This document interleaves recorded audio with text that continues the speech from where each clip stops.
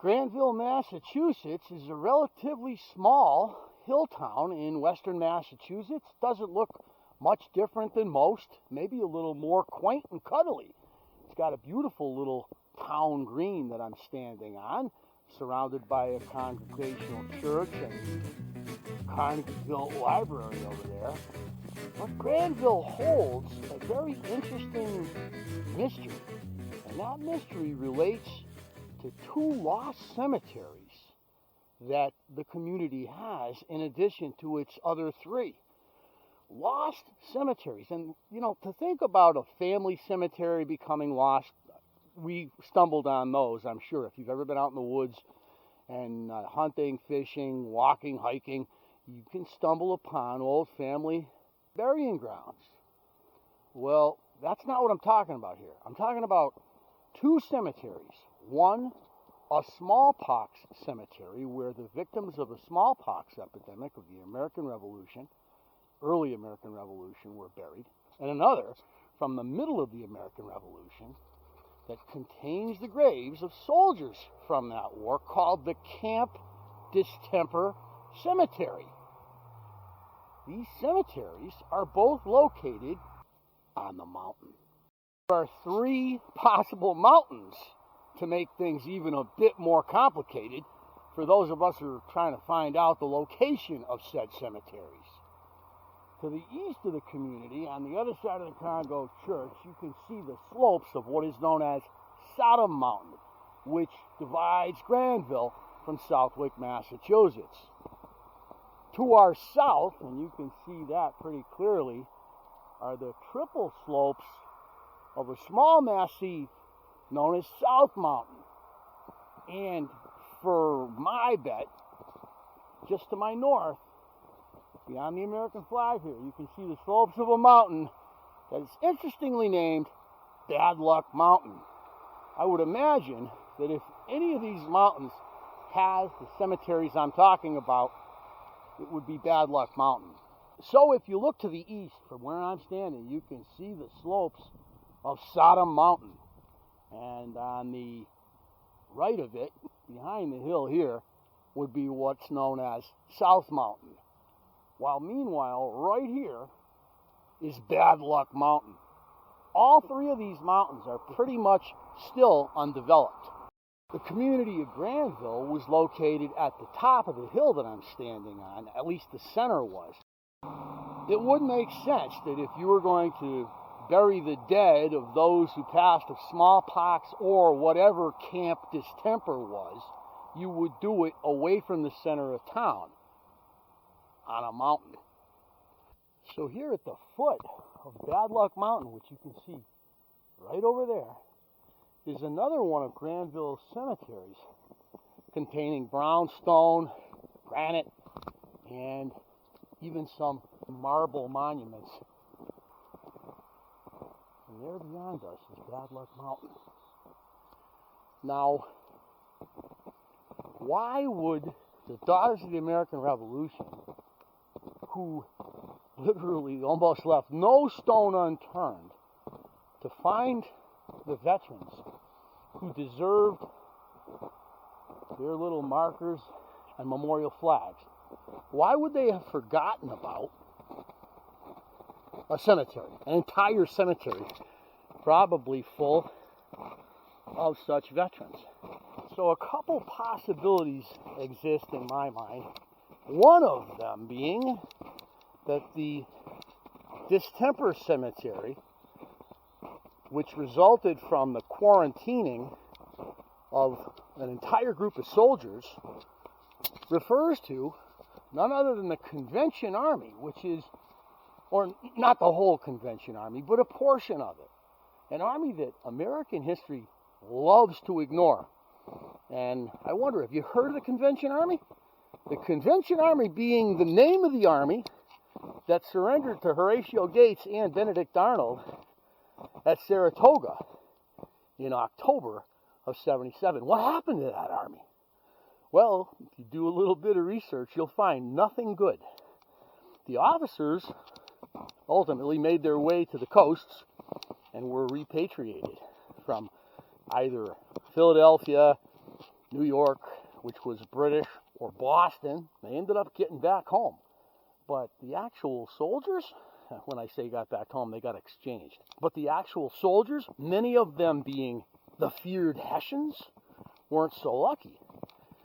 Companies, regiments, and brigades of these soldiers found themselves marching backwards and forwards from New York all the way down through the Appalachians into Pennsylvania, and then in some cases a reverse and back up to New England again. Where should these soldiers be quartered? What will happen to them? What will they, they're just prisoners of war. How will they be treated? I mean, they have to be treated well, right? They're soldiers who were surrendered by their officers, and these soldiers are due the respect that they are owed. There were rules in warfare in the 18th century, of course, but it's not that easy. The colonists, or patriots, were literally broke by 1778. These soldiers would need to be taken care of by communities. And how would they pay these communities back? Well, they'd have to work. They'd have to work on roads and bridges and help farmers bringing in the crops. There's nothing simple about it. And they're not all going to be able to stay together. We know that in western Massachusetts, there are several communities that have residents who all of a sudden appeared, many of them with German last names. West Springfield, which is the town that I'm from, has the story of a Hessian who surrendered at Saratoga and became a townsman. And that's mirrored and echoed all over western Mass. So is it possible that there was a group of such soldiers that appeared here in Granville, which is well away from the center of the war, to do odd jobs, especially for the farmers in Southwick and Westfield and here?